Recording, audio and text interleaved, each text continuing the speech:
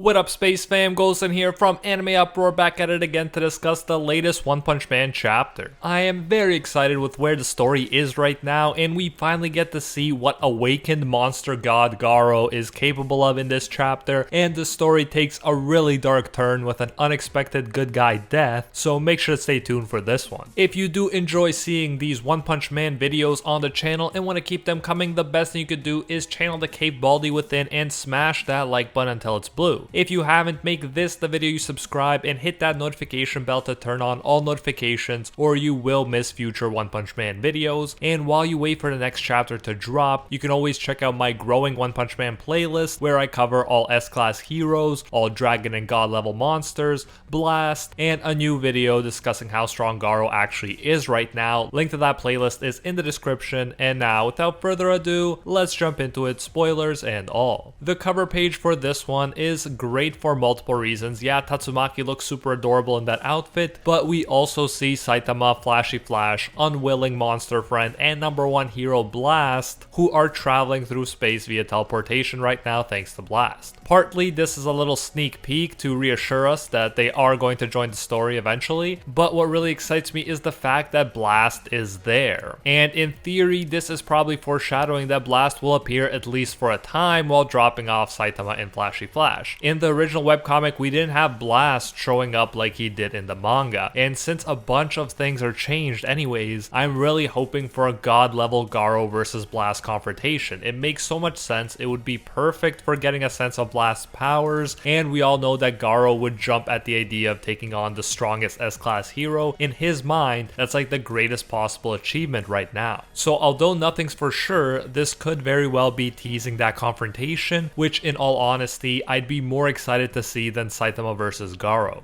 But on to the chapter where we get amazing visuals of Garou's new form as he screams monstrously. Bomb, Bang's older brother, is the one to take him on first. So although not registered as an S-class hero, Bomb is a beast, and he and Bang are considered to be the two greatest martial arts masters. Murata, the illustrator of the One Punch Man manga, has said that Bomb is even stronger than Bang before. Keep in mind that was in 2017, and he's the manga illustrator, not the original creator of the series, so that should be taken with a grain of salt. Honestly, I wouldn't put him above Bang, but the fact remains they are more or less represented as being on par with each other. Together, they launched an attack strong enough to demolish the initial exoskeleton of Elder Centipede, while other S-class heroes were having trouble scratching it. After witnessing this combined attack, Genos called it the ultimate technique. So yeah, it's not a stretch to say that if Bang is the number 3 ranked S-class hero, then Bomb is stronger than most S-class heroes. That's important to understand before we can fully appreciate this fight between Bomb and Garou. They start to fight and the illustrations are great. The fighting is very high speed and Fubuki can't even see it, just like in the Big Daddy of battle shown in Dragon Ball Z. Bomb lets us know that he's not gonna hold back, so Garou's new form is put to the test against a character who is on par with an upper S-class ranked hero using his full power. In a pretty hilarious instance, Garou and Bomb suddenly appear in front of Fubuki, who is shocked as I previously mentioned because she couldn't see them at all a second ago and now they're right in her face. Garou's fist almost hit her, but Bomb was skilled enough to stop it. And although we can't expect Bomb to win against Garou because it just wouldn't make sense for the story, you gotta give him props for how well he's doing against the self-proclaimed god level threat. He not only saves Fubuki here, but even manages to take the fight elsewhere by hitting Garou deep into the distance. He's clearly not just being flexed on by Garou and can at times even take the lead in the battle, especially during the earlier parts. Fubuki is then asked by Pig God to help out Tank Top Master, who's still alive thanks to the magic of the tank top, no doubt. And then we jump to the battlefield where so many black sperms are occupying a bunch of heroes, including Darkshine, Atomic Samurai, and so on. A giant Teletubby looking one grabs Tatsumaki. Keep in mind, it's insane how long this fight's been going on and how often Tatsumaki looked like she'd run out of steam. So moving forward, we can't assume any of this is her max power.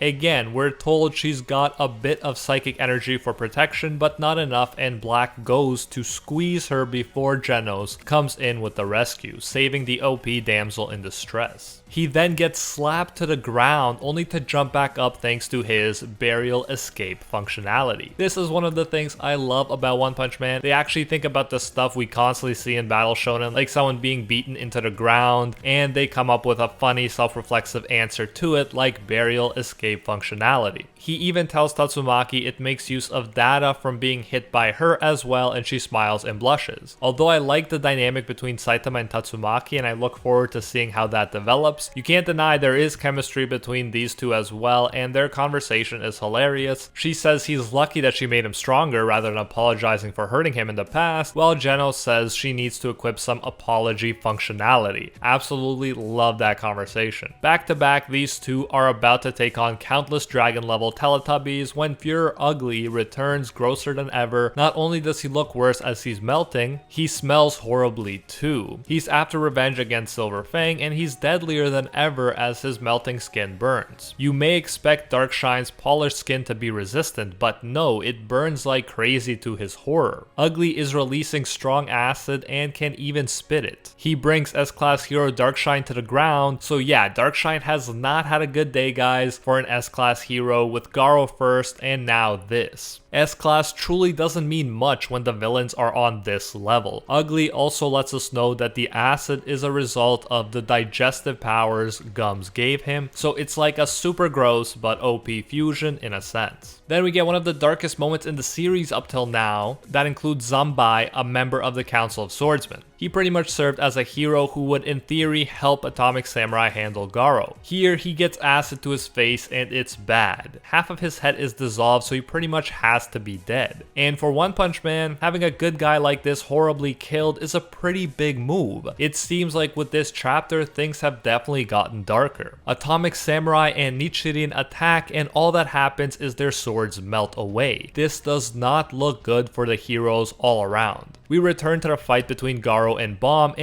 is clearly tired and sweating all over the place. He's 83, so it makes sense that he doesn't have the endurance of the young Garou. Bomb lets us know that Garou has combined every technique and refined them into his own style. Still, he's determined not to fail until Bang gets there and launches an attack that is surprisingly cancelled out by Garou. Garou knocks him out with an elbow as Bang watches, clearly suggesting that Garou has become the strongest martial arts master now. But to Bomb's credit, he did last long enough for Bang to get there. Bomb warns Bang that Garou is nothing like before, and the former master and student make eye contact and prepare to fight before the chapter ends. What an insane chapter this was. I'm loving the Garou stuff. Ugly is definitely stronger than I expected him to be, and all the while in the background we have the knowledge that Saitama and Blast could appear on the scene any second. Plus we got one of the darkest chapters yet, which could spell a change in tone moving forward. This is definitely a crazy time to be reading One Punch Man. Also back to Bang and Bomb, clearly with this setup it seems that despite where they were at their prime, Bang is stronger than Bomb because he's fighting Garou next. That's at least usually how it works in shonen. You don't tend to go from stronger to weaker opponents taking on the bad guy. Still, there may be some knowledge that the former master of Garou can use to increase his chances of doing better than Bomb did. It'll be interesting to see if this fight happens now or if it gets interrupted by the appearance of Saitama and Blast. And I'm still really hoping for that Blast and Garou matchup. It would make so much sense to me and make me so happy. But that is it for this chapter. If you did enjoy this review and want to keep them coming, the best thing you could do is channel the Cape Baldy within and smash that like button until it's blue. If you haven't, make this the video, subscribe, and hit that notification bell to turn on all notifications or you will miss future One Punch Man videos. And while you wait for the next chapter to drop, you can always check out my growing One Punch Man playlist where I cover all S-Class heroes, all Dragon and God level monsters, Blast, and a new video discussing how strong Garou actually is right now in detail. Link to that playlist is in the description. And I especially want to thank the Patron Squad over on Patreon and here on YouTube who help make videos like this one possible. First and foremost, I want to thank the Patron of Legend, the one acknowledged by Lord Twigo himself, Alpha Sigma, and are the 1-tier patrons, the ones who stand atop all clans, Pants, Ingrata, Patehefa, Aljatal, Dr. Cortman, The Toasted Chi, The Spike, Emperor Otaku, Spidey Life Tanel, Tungsten Tarkus, Baked Buddhist, Cody Hebert, and Monkey D. Quilly. And our Pro Hero tier patrons, the one and only Gilgamesh, the Red-Haired Raven, Angel Cruz, Anatoly Kazatsky, Very Gucci, Alicia Actor, Bonnie Parks, Hinokami and Water, Joanne Garcia, Ted No Ted, Fatboy Games, Corey McGowan, Metal Mama, Deadly Saint, and Soul Rise Slice and Dice. Thank you all so much. If you do enjoy our work, you can support more of it by going over to patreon.com/AnimeUproar and becoming a patron today for as little as $1. If you do so, you'll get your name featured in future videos alongside these amazing people right here, and you'll get access to our private patron-only Discord where we talk about manga chapters, anime life, and of course, dank memes. So check out patreon.com/AnimeUproar, link in the description if you're interested. You can also join the YouTube channel by clicking that blue join button next to the subscribe button that you've hopefully already destroyed. A lot of you guys have been doing that, which I love to see. So yeah, you can definitely support that way as well. And whichever way you choose to support us, you will get the same great benefits. Thanks again,